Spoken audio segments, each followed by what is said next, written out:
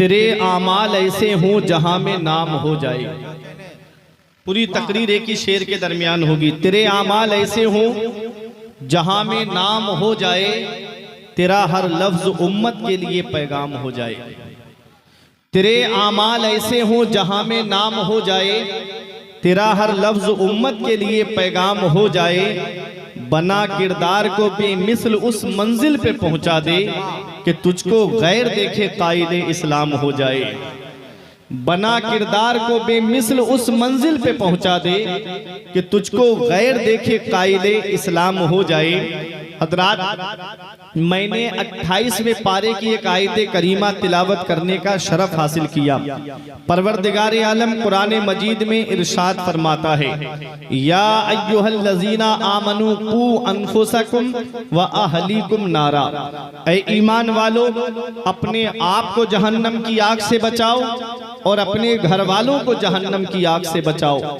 आज अगर सही माना में हम अपने गिरेबान में झांक करके देखें तो ना आज हम अपने आप को जहन्नम की आग से बचा पा रहे हैं और ना अपने घर वालों को जहन्नम की आग से बचा पा रहे हैं। अगर हम अपने आप को जहन्नम की आग से बचा पा रहे होते तो आज हमारी मस्जिदें सूनी नहीं होती, आज हमारे मदरसे वीरान नहीं होते। आज हमने सिनेमा हॉल आबाद कर दिए और मस्जिदें वीरान कर दी। क्या समझते हो दुनिया में हमेशा रहने के लिए आए हो? क्या समझते हो दुनिया में क्या हम हमेशा रहने आए हैं? बड़े बड़ी उम्रों वाले दुनिया में आए और ये दुनिया छोड़ करके चले गए। बड़े बड़े पैसे वाले आए और उनको खजाने के साथ जमीन में अल्लाह ने धंसा दिया। बड़े बड़े रुतबे वाले आए, आज उनके रुतबे को मिट्टी में मिला दिया। जरा सोचो तो सही, इस दुनिया में हम चंद दिन के लिए आए हैं। हम अल्लाह और उसके रसूल की रजा हासिल करके इस दुनिया से जाएं, ताकि हर एक का मरना बराबर नहीं होता है, हर एक का दुनिया से जाना बराबर नहीं होता है। किसी के मरने पे गांव वाले आंसू बहाते हैं, किसी के मरने पे मोहल्ले वाले आंसू बहाते हैं, किसी के मरने पे सिर्फ घर वाले आंसू बहाते हैं। और सुनो, हर एक की मौत पे रोया भी नहीं जाता है। जुआरी की मौत पे कौन आंसू बहाएगा? शराबी की मौत पे कौन आंसू बहाएगा? जानी की मौत पे कौन आंसू बहाएगा? लोगों को सताने वाले की मौत पे कौन आंसू बहाएगा? उलमा शोरा पे जुल्म करने वाले की मौत पे कौन आंसू बहाएगा? इमामों को सताने वाले की मौत पे कौन आंसू बहाएगा? हर एक की मौत पे रोया भी नहीं जाता है। मौत उसकी है जिसका करे जमाना अफसोस। यूं तो दुनिया में सभी आए हैं मरने के लिए। कुछ जनाजे ऐसे भी होते हैं कि इधर जनाजे उठते हैं, उधर लोगों की आंखों से आंसू बरसने लगते हैं और बहती हुई आंखों से आंसुओं से ये कहते हैं, लहिद में इश्क रुखे शह का दाग लेके चले, लहिद में इश्क रुखे शह का दाग लेके चले, अंधेरी रात सुनी थी चराग लेके चले, तेरे गुलामों का नक्शे कदम है राह खुदा, वो क्या बहक सके जो ये सुराग लेके चले। आओ मैं एक हदीस पढ़ूंगा और पूरी तकरीर उसी के तनाजुर में करके अपनी जगह पे बैठ जाऊंगा। कोई रजमम बिल गैब बात नहीं करूंगा, कोई इधर उधर की बात नहीं करूंगा। आज आप उर्से पाक की महफिल में आए हो तो कुछ पैगाम लेकर के जाओ। जो लोग चले गए मुझसे मुझे उनसे कोई गिला शिकवा नहीं है। बस यहाँ 10 बैठे और ऐसे बैठे कि उनमें से एक ने भी अमल कर लिया तो मेरा यहाँ पर आना कामयाब हो जाएगा और कमेटी वालों का उर्स कराना कामयाब हो जाएगा और आपका यहाँ पर बैठना कामयाब हो जाएगा। आज जो मुसलमान परेशान हैं, आज जो मुसलमान सताए जा रहे हैं, जब भी कहता हूँ या अल्लाह मेरा हाल देख, हुक्म होता है अपना नामे आमाल देख। आज हमारे नामे आमाल में कोई ऐसी नेकी नहीं है जिस पे हम सीना तान के ये कहें ये नेकी हमको जन्नत में लेकर के जाएगी। इल्मी साहब ने पुकार के कहा था, काम दोजक के किए जन्नत का है उम्मीदवार, काम दोजक के किए जन्नत का है उम्मीदवार, कसरे जन्नत तो बना है पारसा के वास्ते। जो अल्लाह तबारक व तआला के महबूब बंदे हैं, जो अल्लाह तबारक व तआला के नेकोकार बंदे हैं, जरा उनकी सीरत तो उठा करके देख लेते। सरकार गौसे आजम का जिक्र थोड़ी देर पहले आपने मुझसे कबल खतीब साहिब किबला से आपने समाअत किया, कभी उनकी हिस्ट्री को आपने जाना है? सरकार गौसे आजम का मकाम और मर्तबा आप शेख सादी अलैहिर्रहमान ने गुलिस्तान के दूसरे बाप की दूसरी हिकायत में लिखा है कि सुबह के वक्त कोई काबे का गिलाफ पकड़ के रो रहा था। रोने की आवाज ऐसी दर्द भरी थी कि जो भी आवाज सुनता रोने लगता। लोग तवाफ करते वक्त आंसू बहा रहे थे। किसी ने देखा रोने वाला रो करके कह रहा था, ए अल्लाह मेरे नेक अमाल अपनी बारगाह में कबूल फरमा ले, मौला मेरी नेकियां अपनी बारगाह में कबूल फरमा ले। मेरे नेक अमाल तेरी बारगाह में कबूल नहीं तो मौला कयामत के दिन मुझे नाबीना करके उठाना, कयामत में मुझे अंधा करके उठाना। किसी ने पूछा, वो इस तरह रो के अपने रब को मनाने वाले, जरा अपना नाम तो बता दे, तेरा नाम क्या है? तो बताने रोने वाले ने कहा था, अना अब्दुल कादिर जीलानी, मैं अब्दुल कादिर जीलानी हूँ, मैं कस्बा जीलान से आया हूँ। कहा, ये क्यों कह रहे हो कि कयामत में मुझे नाबीना करके उठाना? तो मेरे गौस रो के फरमाते हैं कि कयामत में नेकोकार होंगे, कयामत में परहेजगार अल्लाह के बंदे होंगे, कयामत में मुत्तकी होंगे। अब्दुल कादिर की अगर नेकियां रब की बारगाह में कबूल नहीं तो अब्दुल कादिर उनके सामने शर्मिंदा हो जाएगा। अब्दुल कादिर उनके सामने अपनी नजरें कैसे उठाएगा? ये कौन कह रहा है? ये वो कह रहा है जिसने 40 साल इशा के वुजू से फजर की नमाज पढ़ी।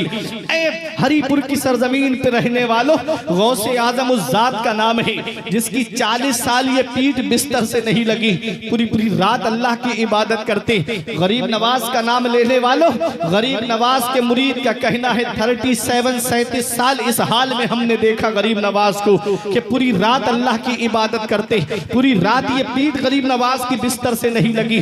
आज हमारी हाल देखो, फजर में हम बिस्तर पे पड़े सो रहे हैं, ईशा में हम अपने घरों पे बैठ करके आराम से इधर उधर की बातें कर रहे हैं। जोहर असर और मगरिब देखो तो अपने कामों में मशगूल हैं। कोई कहता है कि अगर काम नहीं करेंगे तो पैसे कहां से लाएंगे, बच्चों को कहां से खिलाएंगे? क्या गौसे आजम के पास औलाद नहीं थी? क्या गौसे आजम के घर के खर्चे नहीं थे? अरे गौसे आजम की 4 बीबियां थी, 49 औलाद थी, फिर उनके घर का खर्चा कैसे चलता था? फिर उनके घर का गुजारा कैसे होता था? अल्लाह तबारक व तआला ने कुरान में इरशाद फरमाया है, मन यत्तकिल्लाह यजअल लहू मखरजन व यरज़ुकहु मिन हैसु ला यहतसिब व मन यतवक्कल अलल्लाहि फहुवा हस्बुह, कि जो अल्लाह से डरता है अल्लाह उसके लिए निजात का रास्ता निकाल देता है और ऐसी जगह से रोजी अता फरमाता है जहां से बंदे का वहम गुमान भी नहीं होता। जो अल्लाह पे भरोसा करता अल्लाह उनके लिए काफी है। ऐ मेरे प्यारे मुसलमानों, नमाज पढ़ के तिजारत करोगे अल्लाह उसमें बरकतें अता फरमाएगा। नमाज पढ़ के अगर तिजारत करोगे अल्लाह उसमें बरकतों का नुज़ूल फरमाएगा और ऐसी बरकत होगी कि तुम्हारी नस्लें खाएंगी तब भी वो पैसा खत्म नहीं होगा। आज हालात ऐसे बनते चले जा रहे हैं, इधर पैसा आता है और उधर चला जाता है, इधर दौलत आती है उधर चली जाती है। कमाने वाले बहुत हैं, रोजाना आमदनी होती है, लेकिन फिर भी घरेलू हालात ऐसे हैं कि हमारे घरों में सुकून नहीं है, हमारे घरों में चैन नहीं है, हमारे घरों में आराम नहीं है। वही हर वक्त कुसुम पुरसी का आलम है, वही हर वक्त घर के अंदर बेचैनी का आलम है। वजह क्या है? वजह यह है कि हमारे घरों से दीन उठ गया है। आज हमारे घरों का माहौल शरीयत वाला माहौल नहीं रहा है, आज हमारे घरों से शरीयत उठ गई है। याद रखना प्यारे मुसलमानों, इस दुनिया में हम हमेशा रहने नहीं आए हैं। अल्लाह को राजी करके दुनिया से जाओ, रसूल को राजी करके दुनिया से जाओ। अल्लाह और उसका रसूल राजी हो गया तो दुनिया की बहारें तुम्हारे लिए हैं, उक़बा के नज़ारे तुम्हारे लिए हैं और जन्नत के नज़ारे तुम्हारे लिए हैं। आओ मैं आपको बताता हुआ चलूं। सरकार गौसे आजम की बारगाह में एक शख्स आकर के ये अर्ज करता है, ऐ मेरे गौसे आजम, आप मेरे शेख हैं, जरा एक बात का जवाब तो दीजिए। मेरे घर में कमाने वाले बहुत हैं, मेरे घर में पैसा बहुत आता है लेकिन बरकत नहीं हो रही है। इधर पैसा आया उधर निकल गया, इधर पैसा आया उधर चला गया। सरकार गौसे आजम फरमाते हैं, तेरा घर मेन चौराहे पे है, ऐसा कर अपने घर पे एक पर्दा कर लेना, फिर उसके बाद आकर के मुझको बताना। वो शख्स गया और पर्दा कर लिया। कुछ महीने के बाद आया तोहफे तहाइफ लेकर के, नजराने लेकर के गौसे आजम की बारगाह में आया। अर्ज करता है, हुजूर ये नजराना कबूल फरमाइए। फरमाया किस लिए? कहता है, हुजूर जब से आपने मुझे वो अमल बताया है, जब से मैंने अपने घर पे पर्दा किया है, मेरे घर में बरकतों का नुज़ूल हो रहा है, मेरे घर में खैर बरकत हो रही है। सरकार गौसे आजम फरमाते हैं मुझे इस नजराने की जरूरत नहीं है, ये ले जाओ। उसने कहा हुजूर ये तो ठीक है, पहले ये बताइए कि उस पर्दे में ऐसा कौन सा कमाल था। तो सरकार गौसे आजम का जवाब सुनो और अपने अपने घरों का जायजा लो। सरकार गौसे आजम फरमाते हैं तेरा घर मेन चौराहे पे था, लोग आते थे जाते थे, लोग गुजरते थे। फरमाया गौसे आजम ने उन्हीं गुजरने वालों में बेनमाजी भी गुजरा करते थे। जब बेनमाजी की नजर तेरे घर के दरवाजे पे पड़ती थी तो अल्लाह ने उसकी नहूसत की वजह से तेरे घर की बरकत को खत्म कर दिया था, तेरे घर से खैर और बरकत को उठा लिया था। अब जरा सोचो तो सही, जिस घर पे बेनमाजी की नजर पड़ जाए उस घर से अल्लाह बरकतें उठा ले, तो जिस घर में पूरी की पूरी फैमिली बेनमाजी हो, शाम रात को सोए सुबह को 8-9 बजे सो करके उठे, बताओ उस घर में बरकत कहां से होगी। फजर बिस्तर पे गुजर रही है, कभी आपने सोचा है इस 5 वक्त की नमाज जो हम छोड़ते जा रहे हैं क्या इसका हिसाब नहीं देना है? अरे कयामत के दिन तुमसे ये नहीं पूछा जाएगा कि तुमने कितना अकाउंट में पैसा जमा किया, कयामत में तुमसे ये नहीं पूछा जाएगा कि तुम औलाद के लिए कैसा मकान बना करके आए, कयामत में तुमसे ये नहीं पूछा जाएगा कि तुम कितनी दौलत घर वालों के लिए छोड़ करके आए। कयामत के दिन तुमसे अगर सबसे पहला सवाल होगा तो नमाज के बारे में तुमसे सवाल होगा, नमाज पढ़ी है कि नहीं पढ़ी है, अल्लाह की इबादत की है कि नहीं की है।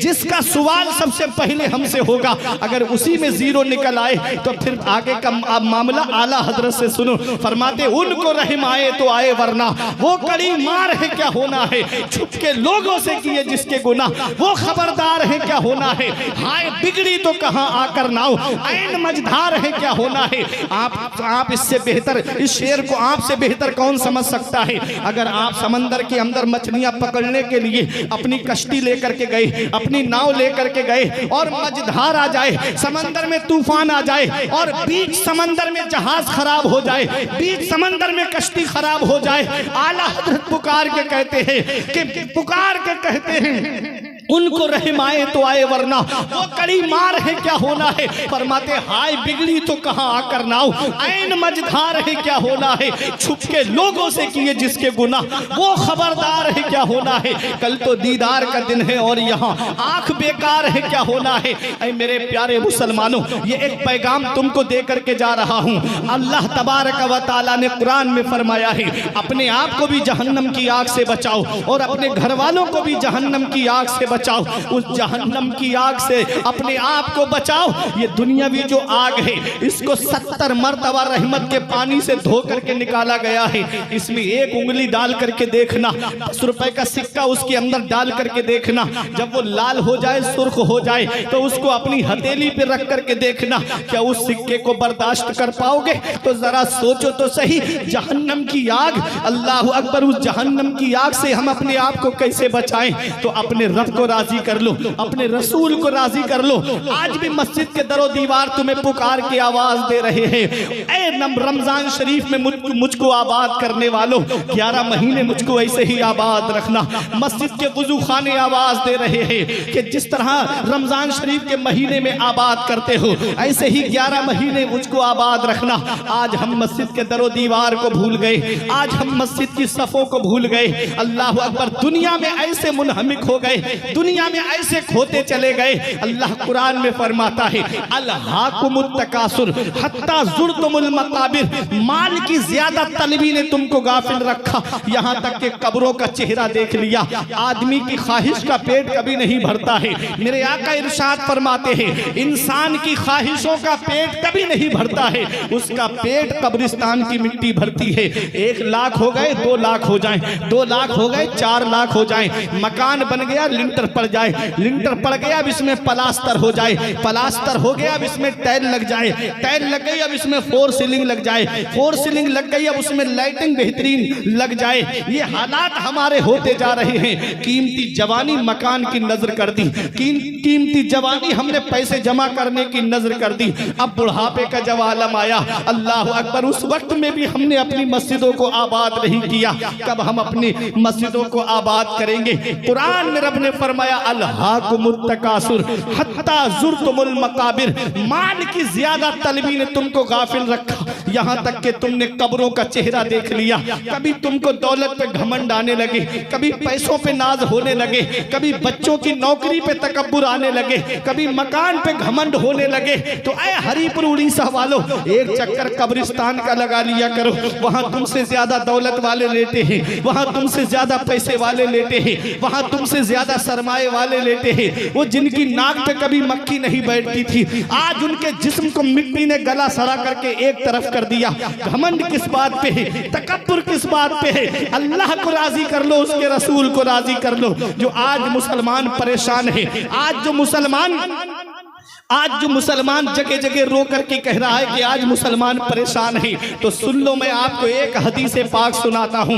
नबी ने 1450 साल पहले आज का मंजर बयान फरमाया था, और कयामत की बहुत सारी निशानियां नबी ने इरशाद फरमाई है, और हदीस जिब्राइल भी है। ये अल्लामा हसन रजा अतहर साहिब किबला जानते हैं। सबसे पहली हदीस पाक मिशकात शरीफ की हदीस जिब्रील है। उसके अंदर जब जिब्राइल अलैहिस्सलाम ने ये पूछा, या रसूल अल्लाह, कयामत की निशानियों के बारे में आप हमें कुछ बताइए, तो मेरे आका ने इरशाद फरमाया, अंतरल हुफातल उरात यततावलूना फिल बुनियान। नबी ने फरमाया, तुम देखोगे नंगे पैर चलने वालों को, बकरियां चराने वालों को, कि वो महलों में फख्र करेंगे। आज हालात देख लो कैसे हालात हैं। कभी जो नंगे पैर चला करते थे, कभी जो कौम में सबसे जलील माने जाते थे, आज बिल्डिंगों में फख्र कर रहे हैं। अल्लाह अकबर। कयामत की मेरे नबी ने बहुत सारी मिसालें बयान फरमाई। मैंने दुर्रे मंसूर के अंदर सूरह मोहम्मद की तफसीर में पढ़ा है। मदीने वाले मुस्तफ़ा ने 72 निशानियां कयामत की बयान फरमाई। उन निशानियों में से मैं 2-3 निशानी आपको बताता हूं। नबी ने फरमाया, कुर्ब कयामत हुल्लतिल मसाहिफ, के कुरान शरीफ बेहतरीन जिल्दों में होंगे, कुरान शरीफ बेहतरीन जिल्दों में होंगे। आज देखो कुरान शरीफ कैसे कैसे जिल्दों में है। रंगीन जिल्दों में आपको कुरान शरीफ मिल जाएगा। आज तो वाटर प्रूफ कागज भी कुरान शरीफ का आपको मिल जाएगा, कलरफुल कागज भी आपको कुरान शरीफ का मिल जाएगा। कुरान बेहतरीन जिल्दों में होंगे, लेकिन कुरान पढ़ने वाले नहीं होंगे। आज देख लो हमारे घरों में कुरान हमने इतने ऊपर सजा के रख दिया, जहां आज जुमे के दिन भी हमारा हाथ नहीं पहुंचता। पहले हमारी माँ बहनें जुमे के दिन कुरान शरीफ लेके बैठ जाती थी, आज टीवी ने ऐसा दूर कर दिया। आज हमारे घरों का माहौल कैसा बना दिया गया। हमने कुरान शरीफ को छुपा के अंदर रखा है, और सामने LCD लगी हुई है। हर घर से गाने की आवाज आ रही है, हर घर में गाने बज रहे हैं, लव स्टोरी वाली फिल्में चल रही हैं। बाप भी बैठ करके देख रहा है, बेटियां बैठ करके देख रही हैं, बहनें फिल्में बैठ करके देख रही हैं। ये हालात आज हमारी कौम के होते जा रहे हैं। फिर रोना रोया जा रहा है कि मुसलमान परेशान बहुत हैं। वो मुअज़्ज़ज़ थे जमाने में मुसलमान होकर, और हम ख्वार हुए तारीके कुरान होकर। दरसे कुरान अगर हमने भुलाया होता, ये जमाना ना जमाने ने दिखाया होता। हमें करनी है शहंशाह बतहा की रजा जोई, वो अपने हो गए तो रहमते परवरदिगार अपनी। तरीके मुस्तफा को छोड़ना है वजह बर्बादी, इसी से कौम दुनिया में हुई बेइख्तिदार अपनी। नारे तकबीर, नारे रिसालत, अज़मते मज़हबे इस्लाम, अज़मते कुरान, मसलके आला हजरत। आज कुरान पढ़ने वाले नहीं है इल्ला माशाअल्लाह। नबी ने फरमाया कुरान शरीफ बेहतरीन जिल्दों में होंगे, कुरान पढ़ने वाले नहीं होंगे। आगे नबी फरमाते हैं, सुव्विरतिल मसाजिद व तुव्विलतिल मनाइर। मस्जिदें तो बड़ी डेकोरेट होंगी, सजावट होगी मस्जिदों में, लेकिन नमाजियों से खाली होंगी। मीनार ऊंचे ऊंचे होंगे, लेकिन नमाजियों से खाली होंगी। आज देख लो मस्जिदों का, मस्जिदें कैसी सजी हुई हैं और नमाजियों की ग़िज़ा से खाली हैं। पहले मस्जिदें कच्ची थी तो पक्के थे नमाजी, आज मस्जिदें पक्की हैं तो कच्चे हैं नमाजी। मस्जिद तो बना ली शब भर में, ईमा की हरारत वालों ने। मन अपना पुराना पापी था, बरसों में नमाजी बन न सके। मन अपना पुराना पापी था, बरसों में नमाजी बन न सके। ये हालात आज हमारी कौम के। फिर रोना रोया जा रहा है कि हम परेशान बहुत हैं। वो पत्ता पेड़ से गिर जाता है जो अल्लाह के जिक्र से गाफिल हो जाता है। वो जानवर ज़िबाह कर दिया जाता है जो अल्लाह के जिक्र से गाफिल हो जाता है। वो मछली शिकार हो जाती है जो अल्लाह के जिक्र से गाफिल हो जाती है। वो घास काट ली जाती है जो अल्लाह के जिक्र से गाफिल हो जाती है। आज हम, अल्लाह ने हमारे ऐबों पे पर्दा डाल दिया। शादी फरमाते हैं खुदाए रास्त मुसल्लम बुजुर्ग बारी और हिल्म के जुर्म बीनद व नान बरकरार मिदारत। सबसे बड़ी बढ़ाई अल्लाह के लिए है, बुजुर्गी अल्लाह के लिए है जो लोगों के गुनाह देखता है लेकिन रोजी बरकरार रखता है। आज ऐसा कौन सा गुनाह है जो हमारे अंदर मौजूद नहीं है? कौमे मूसा में पैदा हुए होते तो कब के बंदर और खिंजीर बना दिए गए होते। कौमे आद में पैदा हुए होते तो कब के पहाड़ों से टकरा के मार दिए गए होते। कौमे समूद में पैदा हुए होते तो कब के हिलाक कर दिए गए होते। ये सदका है मदीने वाले मुस्तफा का कि अजाब हमारे ऊपर से उठा दिया गया, कि आज हमारे गुनाहों पे पर्दा डाल दिया गया। ऐसा कौन सा गुनाह है जो हमारे अंदर मौजूद नहीं? मूसा अलैहिस्सलाम की कौम में अगर कोई रात को गुनाह करता था तो सुबह पेशानी पे लिखा होता था रात इसने ये गुनाह किया है।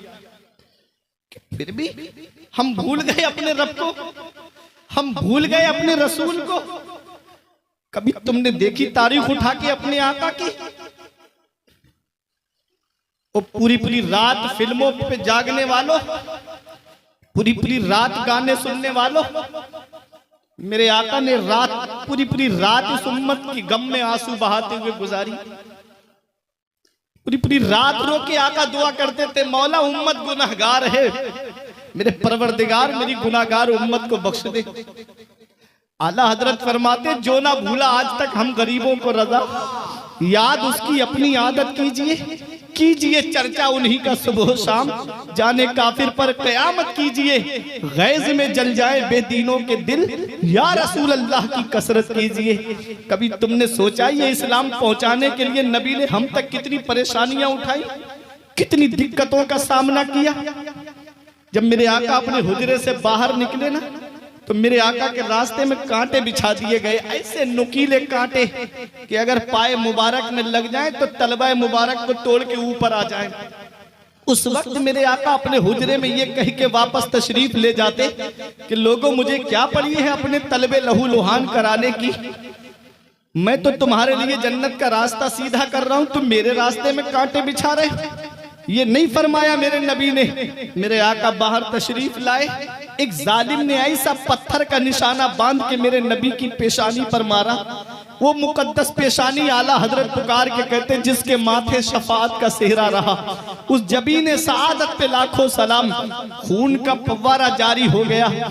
आका अपने दस्ते मुबारक से खून को रोके हुए अपने हुजरे में तशरीफ लाए।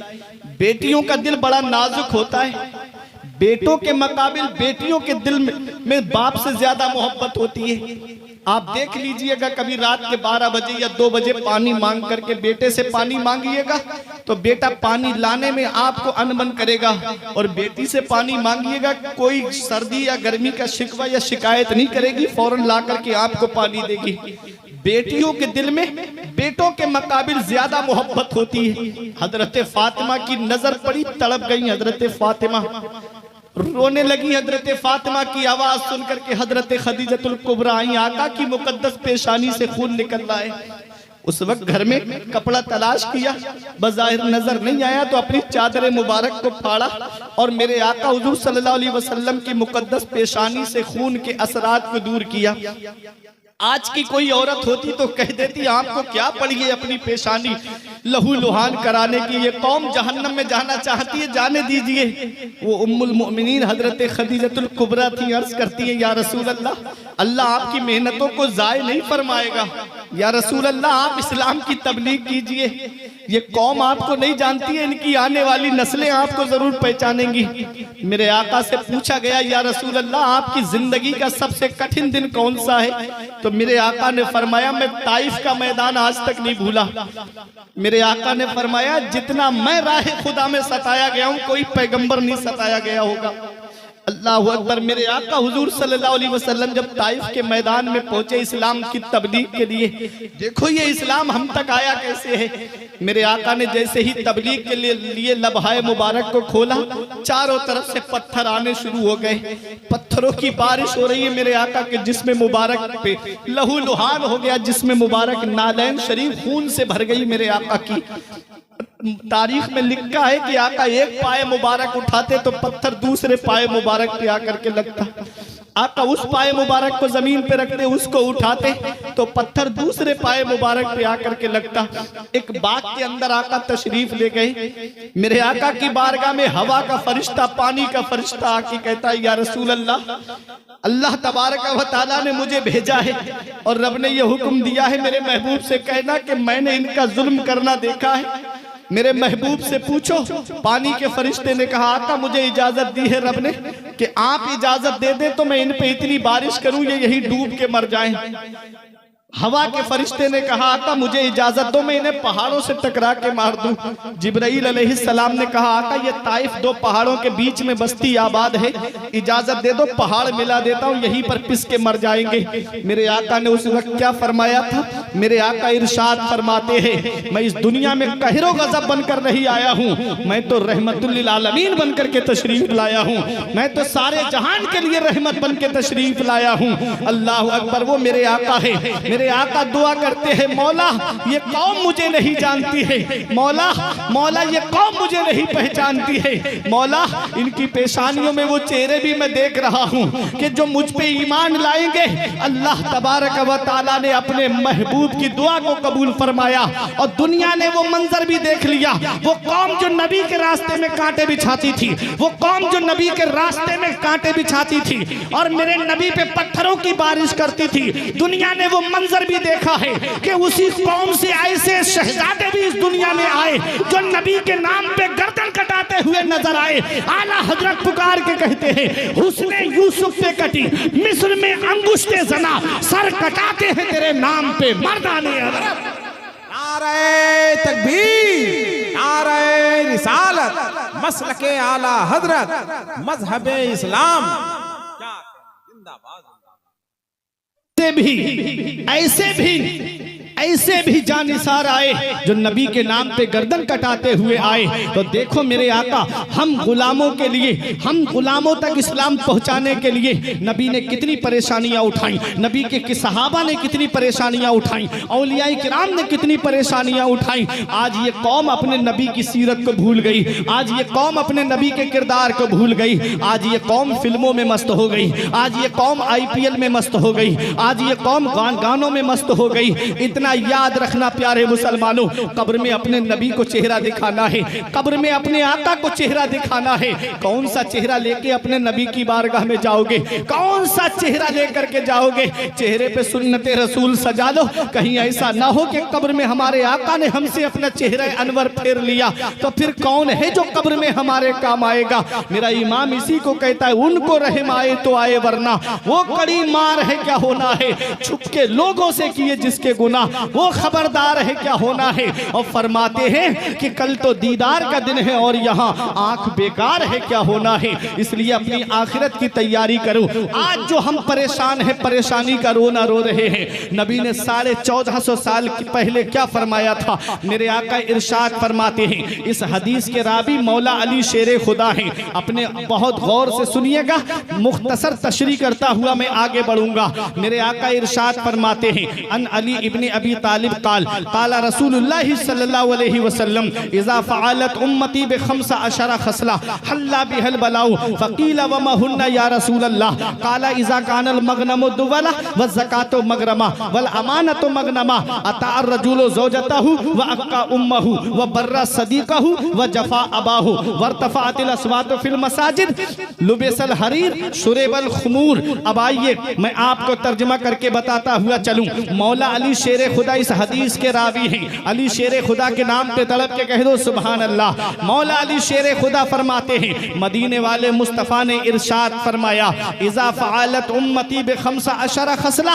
जिस दिन मेरी उम्मत में 15 खसलतें आ जाएंगी, जिस दिन मेरी उम्मत 15 काम करने लगेगी, जिस दिन मेरी उम्मत में 15 आदतें आ जाएंगी, हल्ला बिहल बलाओ, चारों तरफ से मुसीबत घेरेगी उनको, चारों तरफ से परेशानियां घेरेंगी उनको, चारों तरफ से दिक्कतें घेर लेंगी उनको। अब देखो सहाबा ने अर्ज किया, कीला वमा हुन्ना या रसूल अल्लाह, या रसूल अल्लाह वो 15 खसलतें क्या हैं आका, वो 15 आदतें क्या हैं? आका इरशाद फरमाते हैं, इज़ा कानल मगनमो दुवला, इंसान माले गनीमत को अपना माल समझेगा, बस ज़कातो मगरमा, ज़कात देने को ताबान समझेगा, ज़कात देने को बोझ समझेगा।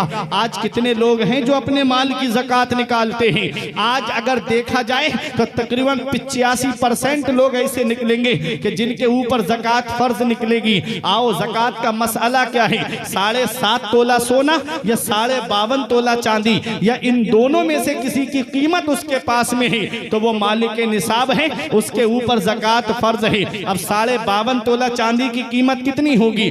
आधा किलो से थोड़ी ज्यादा हुई, और अगर चांदी 70,000 रुपए किलो मिल रही है तो आधा किलो चांदी 35,000 की हो गई, और 2-2.5 तोले और मान लीजिएगा।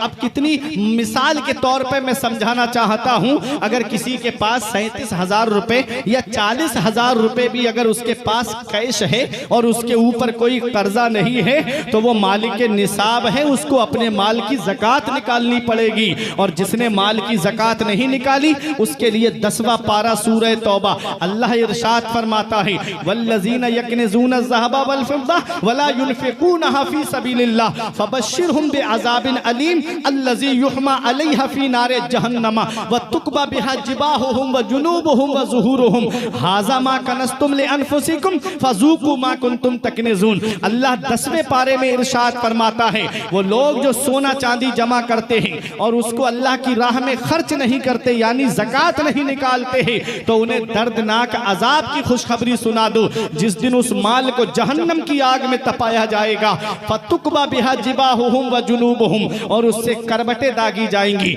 उससे चेहरे दागे जाएंगे, उससे पीठे दागी जाएंगी। हाज़ा मा कनज़्तुम लिअन्फ़ुसिकुम, वो माल कहेगा मैं तुम्हारा वही माल हूं जिसे तुम दुनिया में जमा करके आए थे। फ़ज़ूक़ू मा कुन्तुम तकनिज़ून, तो उसका मजा चखो जिसे तुमने दुनिया में जमा किया था। इंसान माल किस लिए जमा करता है? ताकि मेरी जिंदगी सुकून से गुजर जाए। इंसान माल किस लिए जमा करता है? ताकि औलाद की जिंदगी सुकून से गुजर जाए। जिस माल की ज़कात नहीं निकाली जाती है वही माल हमको जहन्नम में ले जाने का जरिया बन जाता है। काश हम अपने इस माल की ज़कात निकाल करके गए होते। ज़कात का मसला कोई ज्यादा नहीं है, हौलाने हौल है, साल में एक बार ज़कात फर्ज होती है। रमजान शरीफ के महीने में मैं ज़कात निकालता हूँ, रमजान शरीफ के महीने ही में आप जोड़ लीजिएगा। रमजान शरीफ के महीने में पहचान अच्छी रहती है। 27वीं शब को ज़कात निकाली तो एक साल, पूरी साल जितना पैसा आपने कमाया कोई आपके ऊपर ज़कात नहीं लगेगी। जैसे ही रमजान शरीफ की 27 तारीख आएगी टोटल माल जोड़ करके ज़कात निकाल दीजिएगा।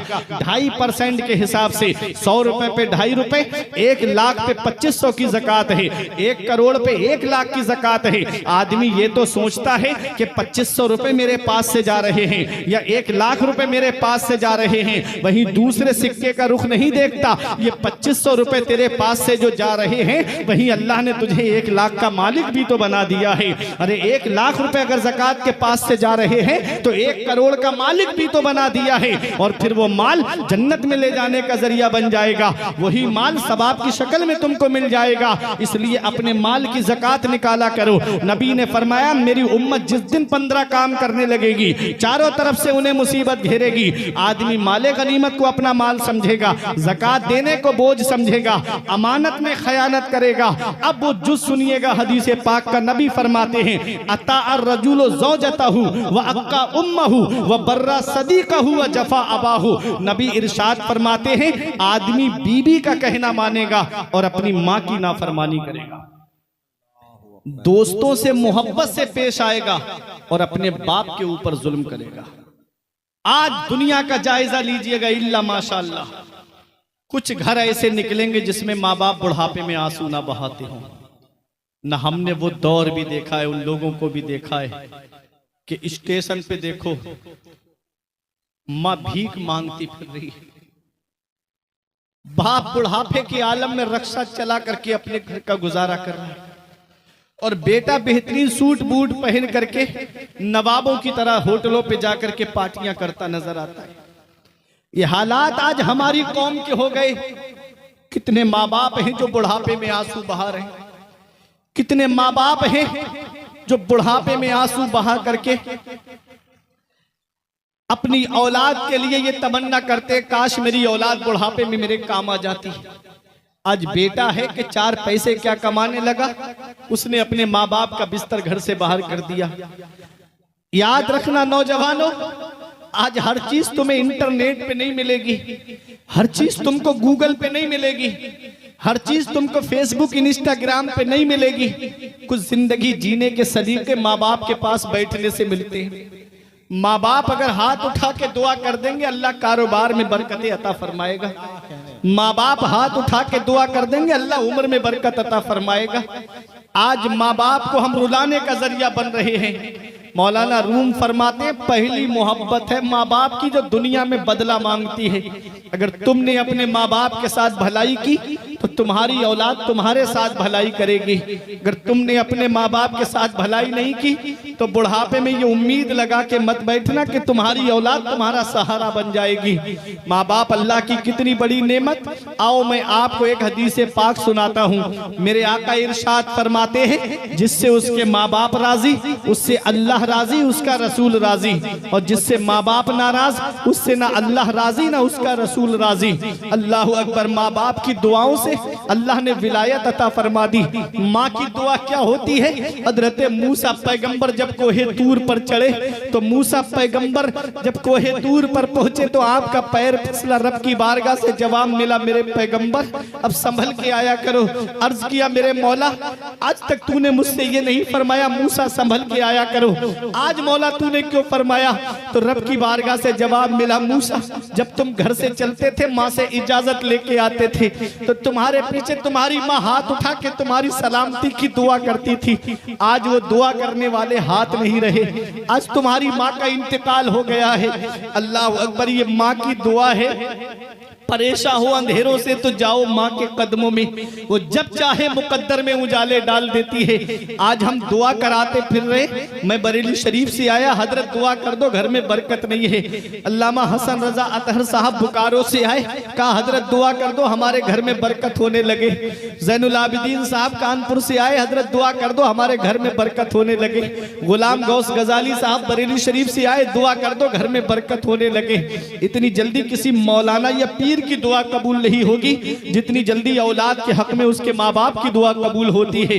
नबी फरमाते हैं, औलाद के हक में माँ बाप की दुआ ऐसे कबूल होती है जैसे नबियों की दुआ उम्मत के हक में कबूल होती है। जैसे नबियों की दुआ रद्द नहीं होती है, ऐसे बूढ़े माँ बाप की दुआ भी रद्द नहीं होती है। जो माँ बाप को सताते हैं अल्लाह उनके न फर्ज कबूल फरमाता है न उनके नवाफिल कबूल फरमाता है। माँ बाप को सताने वालों तारीख उठा करके देख लो। आओ मैं आपको एक वाकया सुनाता हूँ। हजरत मालिक इब्ने दीनार जब काबे का तवाफ कर रहे थे, तवाफ काबा करते वक्त हाजियों का हुजूम देखा तो रब की बारगाह में अर्ज की, हरम शरीफ में, मौला मुझे वो 2 चेहरे दिखा दे जिसका तूने हज कबूल फरमाया और जिसका तूने हज कबूल नहीं फरमाया। नींद तारी हो गई, आपको पहले वो चेहरा दिखाया गया जिसका हज अल्लाह ने कबूल फरमा लिया, फिर दूसरा वो चेहरा दिखाया गया जिसका हज अल्लाह ने कबूल नहीं फरमाया।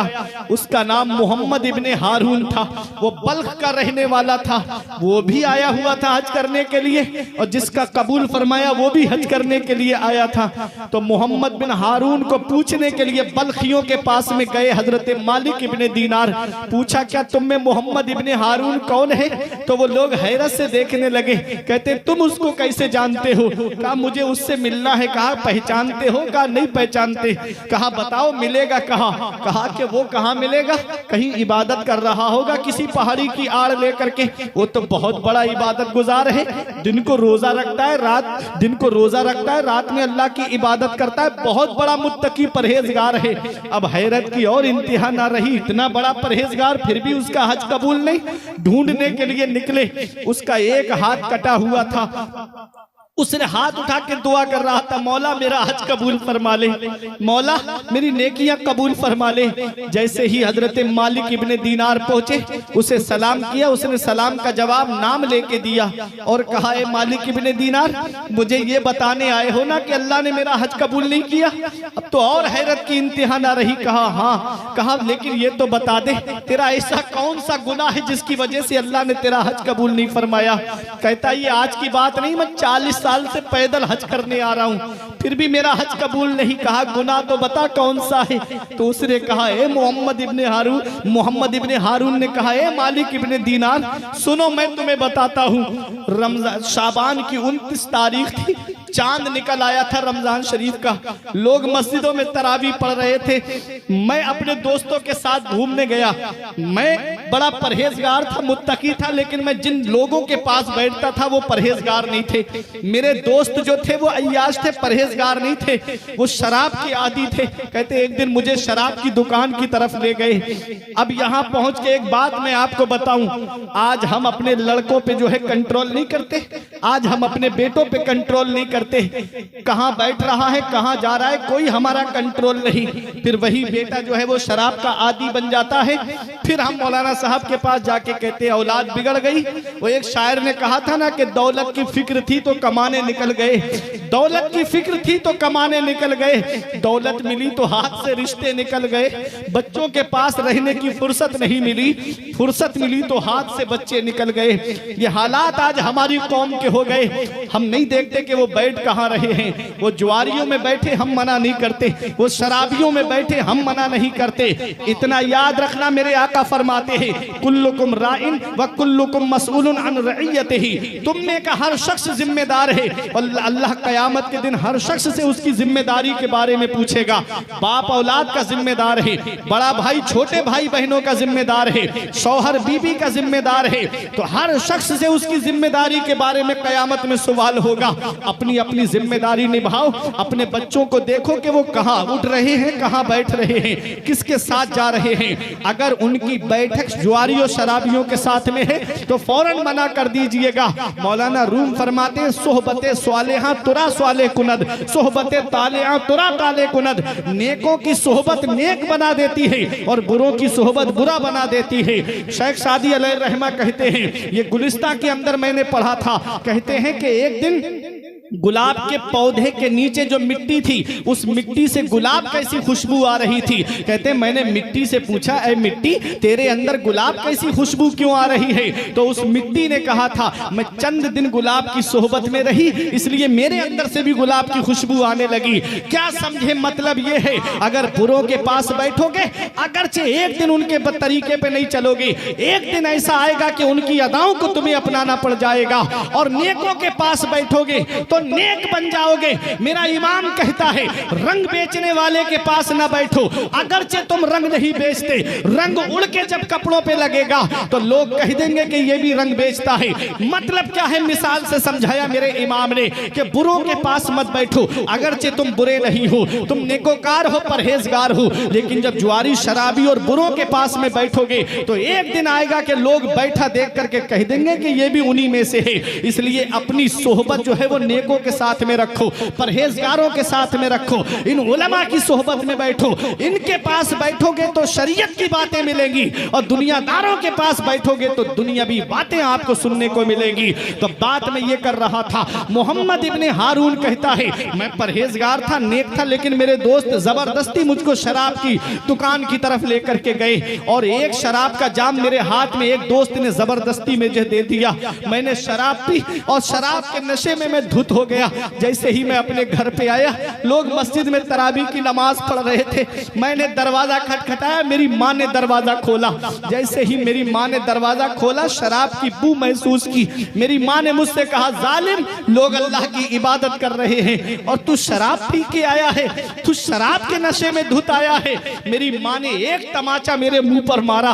कहता है, दो जुनून इकट्ठा हो गए, एक शराब का जुनून और दूसरा गुस्से का जुनून। कहता है, मैंने भी अपनी माँ के ऊपर हाथ चलाया और जब मेरा गुस्सा ठंडा ना हुआ, मैं मेरे बराबर में घर में तंदूर जल रहा था, मैंने माँ को उठाया उस तंदूर के अंदर डाल दिया। कहते मेरी बीबी ने मुझको धक्का दिया, मैं चारपाई पे गिरा, मैं नशे में धुत था, सो करके रह गया। मेरी बीबी ने मेरी माँ को बचाने की बहुत कोशिश की, लेकिन मेरी माँ को बचा नहीं पाई। जब नशा उतरा तो मैंने माँ से कहा, माँ भूख लग रही है, खाना दो। तब मेरी बीबी ने मुझसे गुस्से भरे लहजे में कहा, जालिम, माँ का मर्डर करके खाना मांगता है, माँ को कत्ल करके खाना मांगता है। कहता है मैंने कहा कि मैं अपनी माँ को कैसे मार सकता हूँ, मैं तो बड़ी मोहब्बत करता हूँ। कहा देख जालिम, ये जो माँ का जला हुआ जिस्म है, कपड़ा हटा करके दिखाया तो माँ जल चुकी थी। अब मोहम्मद इब्ने हारून रोने लगा और रो करके कहता है मैंने अपनी माँ को कत्ल किया है। कहा हाँ जालिम, तू शराब पी करके आया, तूने शराब के नशे में माँ के ऊपर हाथ चलाया और माँ को जलते हुए तन्नूर के अंदर डाल दिया। मोहम्मद इब्ने हारून ने बराबर में कोई लोहे की धारदार चीज रखी थी, उसे उठाया और अपना हाथ काट दिया। ये हाथ उठा था ना माँ के ऊपर, वो हाथ काट दिया और उसके बाद जंगलों में निकल गया। दिन को रोजा रखता है, रात को अल्लाह की इबादत करता है। 40 साल पैदल हज करने के लिए जाता है। हर साल अल्लाह अपने महबूब बंदे के जरिए फरमाता है, जाओ उससे कह देना मैंने उसका हज कबूल नहीं किया। आज कितने माँ बाप घरों में आंसू बहा रहे हैं, आज कितना माँ बाप को सताया जाता है, आज माँ बाप के घरों में रोने की सिसकियां। अल्लाह अकबर, इससे अल्लाह बरकतें उठा लेता है, इससे अल्लाह घरों से सुकून उठा लेता है। माँ बाप घरों के अंदर आंसू बहा रहे हैं। बाप क्या है, कभी तुम्हें ये एहसास होना कि बाप क्या है, तो कभी कभी अपने वालिद के हाथ की लकीरें देख लिया करो। मैंने पूछा था अब्बा मेरे हाथ की लकीरें नजर आ रही हैं, आपके हाथ की लकीरें कहां चली गई? तो एक जवाब दिया था, बेटा तुम्हारी तकदीर बनाते बनाते हमारे हाथ की लकीरें मिट गई। बाप क्या नहीं करता अपनी औलाद के लिए, बाप कौन सी कुर्बानी नहीं देता अपनी औलाद के लिए। ऐ हरिपुर बालेश्वर उड़ीसा के रहने वालों, कभी तुम्हें लगे मेरे बाप ने मेरे लिए क्या किया है तो चले जाया करो शहर और कस्बे की तरफ। रात के 3 बजे के बाद अल्लामा हसन रजा अतहर आपको बताएंगे, ज़ैनुल आबिदीन साहब आपको बताएंगे रात में 2-3 बजे के बाद कैसी नींद आती है, आंख खोलना दुश्वार हो जाता है। ऐसे आलम में कोई ई रिक्शा लेकर के चौराहे पे खड़ा होकर सवारी का इंतजार कर रहा है, कोई बस चला रहा है, कोई ट्रक चला रहा है, जान हथेली पे लेकर के रोड पे गाड़ी लेकर के चल रहा है। ये एक बाप ही तो है। दिन भर औलाद मोबाइल चलाने से फुर्सत नहीं मिलती, वो फलों के ठेले पे सर्दी में खड़ा है, गर्मी में खड़ा है, प्यास लगती पानी पीने के लिए मस्जिद में टंकी पे जाता। कोई कहता है 20 रुपए की बोतल मिलती है, लेकर के क्यों नहीं पी लेता? कहता है 20 रुपए बच जाएंगे, मेरी औलाद के खर्चे में काम आएंगे, मेरी औलाद की पढ़ाई में काम आएंगे। अरे ये ठेला लगाने वाला एक बाप ही तो है, ये रिक्शा चलाने वाला एक बाप ही तो है, ये जान हथेली पे लेके समंदर के अंदर जाने वाला ये एक बाप ही तो है। अरे ये ट्रेन चलाने वाला एक बाप ही तो है, ये बस चलाने वाला एक बाप ही तो है, एक ये सऊदी 3-3 साल के लिए कमाने वाला एक बाप ही, कमाने जाने वाला एक बाप ही तो है। कोई बेंगलोर कमाने के लिए जा रहा है, कोई कोलकाता कमाने के लिए जा रहा है, कोई मुंबई कमाने के लिए जा रहा है, कोई दिल्ली कमाने के लिए जा रहा है, ताकि 4 पैसे जमा हो जाएंगे, मेरी औलाद के खर्चे में काम आएंगे, मेरी औलाद को बुढ़मदेरी तरह ठेला नहीं लगाना पड़ेगा। अरे नौजवानों, ये कोचिंग की फीसें भरने वाला एक बाप है, ये स्कूल की फीसें भरने वाला एक बाप है, ये कॉलेज की फीसें भरने वाला एक बाप है, ये यूनिवर्सिटी की फीसें भरने वाला एक बाप है। आज वही बाप बूढ़ा हो गया, उसका बिस्तर घर से बाहर निकाल दिया जाता है। आज वही बाप बुढ़ापे की दहलीज पे पहुंचा, उसका बिस्तर घर से बाहर कर दिया जाता है। इस वक्त के बारे में तो सोचा भी न था।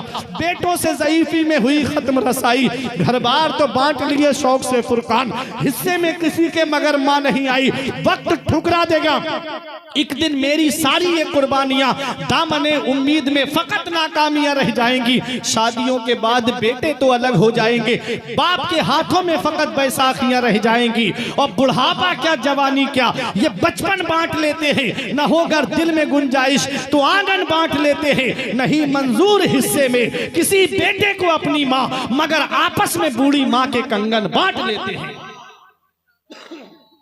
ये हाल है औलाद का। अगर जमीन छोड़ के चला जाए बाप, तो एक बेटा 1 इंच कम लेना गवारा नहीं करता है, और जब वो जिंदा होता है तो कोई बेटा रखने के लिए तैयार नहीं होता। बुढ़ापे में माँ बाप का बंटवारा कर दिया जाता है। माँ 1 महीना मेरे घर खाएगी, बाप 1 महीना तेरे घर खाएगा।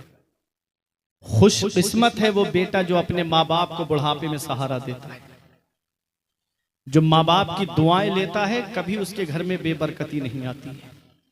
जो माँ बाप की दुआएं लेता है, कभी उसके घर में परेशानियां नहीं आती।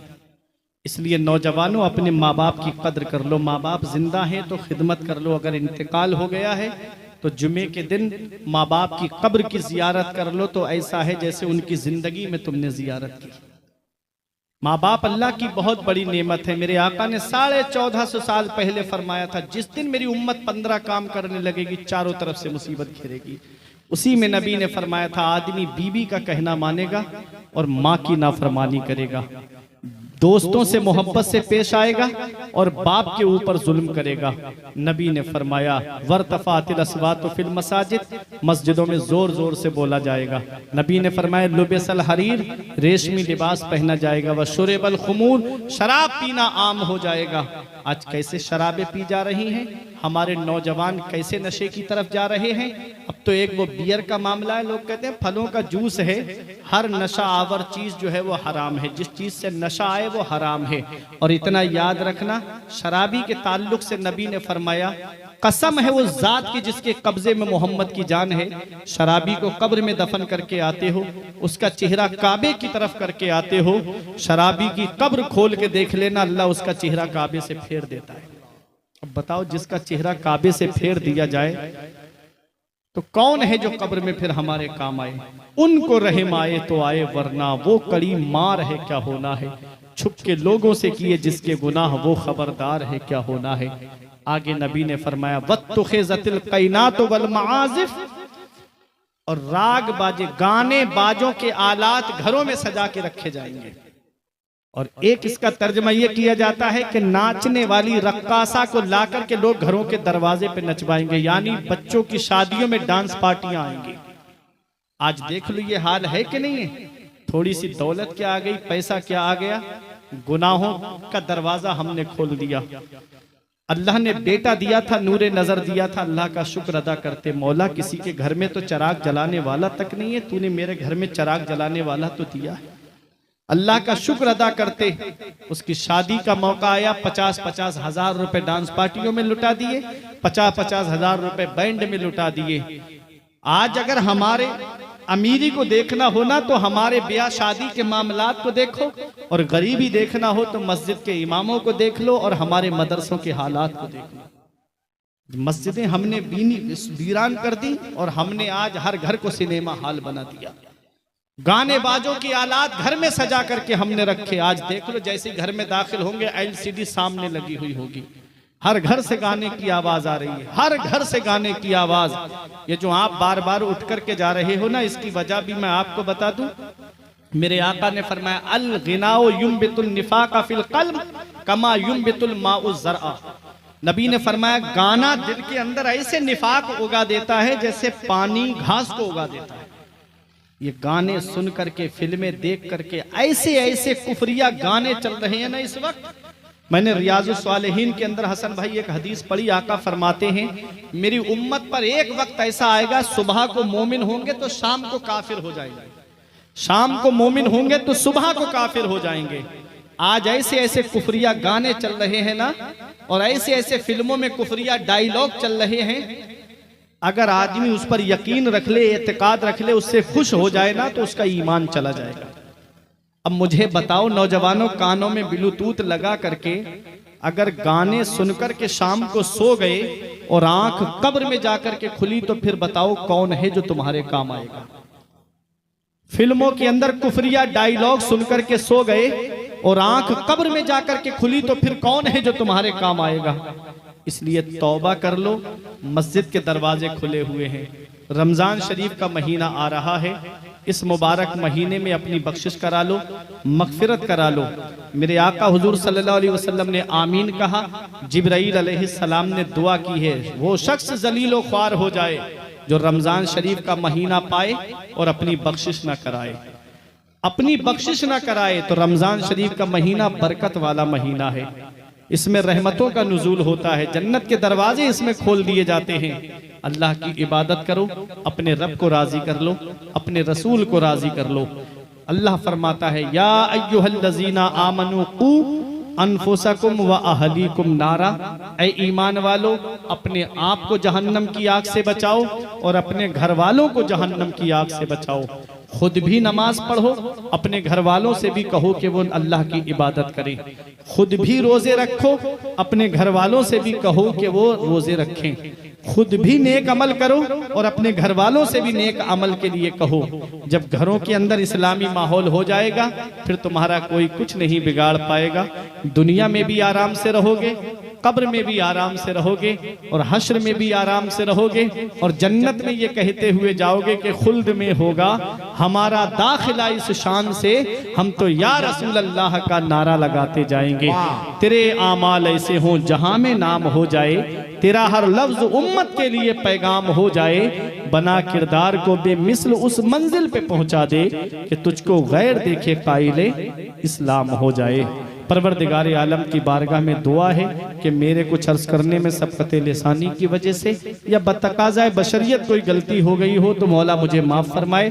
अस्तगफिरुल्लाह रब्बी मिन कुल्ले ज़ंबि व अतूबु इलैह। कलमा तैयब पढ़ने ला इलाहा इल्लल्लाहु मुहम्मदुर रसूलुल्लाह सल्लल्लाहु अलैहि वसल्लम। ये ज़िंदगी सवार, ये दिलशाद कीजिए, लम्हात ज़िंदगी के ना बर्बाद कीजिए। जब मकसद हयात इबादत खुदा की है, पढ़िए नमाज, मस्जिद आबाद कीजिए। सभी के सामने एक दिन जरूर आता है, ये हुस्न फानी है लेकिन गुरूर आता है। किसी क्रीम से पाउडर से कुछ नहीं होता, नमाज पढ़ने से चेहरे पे नूर आता है। रही कली तो फूल खिलेंगे, जिंदगी बाकी रही तो फिर मिलेंगे। अस्सलाम।